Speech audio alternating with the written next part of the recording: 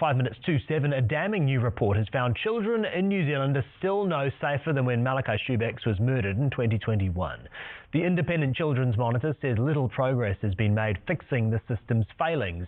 Since his death, 24 more tamariki have been killed by someone meant to care for them. With an election on the horizon, pressure is mounting for cross-party action and questions are growing over whether child abuse is truly a priority. Jane Searle from Child Matters joins us now. Jane, good morning. Thank you for being with us. Is this a priority, do you think? Good morning, Chris. Well, unfortunately, this report was no surprise, but it is frustrating, and I don't think it is a priority. New Zealanders have got used to seeing reports like this over the last 15 years. Then why is no action being taken, or not enough action at least being taken? Well, I've never met an individual politician who didn't care. The problem is not that. The problem is it gets lost in the mechanisms of government and the 3-year election cycle. And so then it's not given the priority it needs. And these are long-term solutions. They take long-term investment. You talk about the mechanisms of government and what sort of becomes the priority. And I know you can't just shoehorn these things into separate categories, but you look at even the discussions recently around trying to keep children safe online, for instance. That's got a lot of political capital. But something like this, when we actually know about children in state care, why do you think those sorts of things aren't given the same sort of credence? I think one of the reasons is they are complex issues. Like when you look at the recommendations in this report, and they're very solid recommendations, and we've had the same recommendations for many years, but they're complex to do. And so that means that some of them can be implemented quickly, like training and information sharing, but some of them take the long term. So we're talking years of investment in committing to a plan, in fact, probably generations to get this right. But if we don't, we're not going to see any progress. So does that mean what you've just said, that's in the political too hard basket?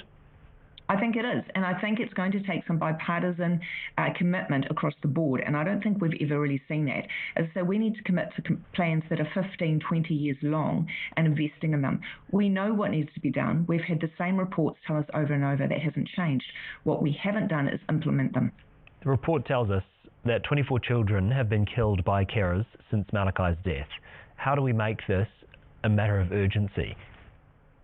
Well, it has to be urgency, and that means taking the plans, committing long-term to them, and staying with it.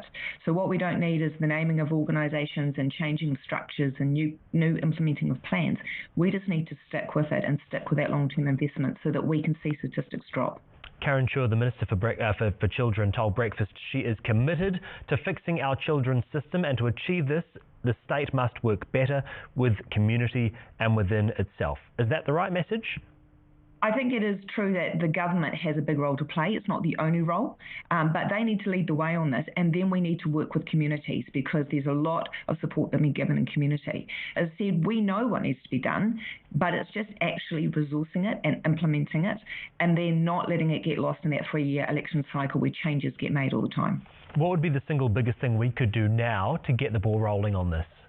We need to work on the things we can do quickly, such as implementing training for professionals so they know how to identify and respond, information sharing, some of those more practical things we can implement, and then having the courage to implement a long-term plan and making sure that everyone stays with it.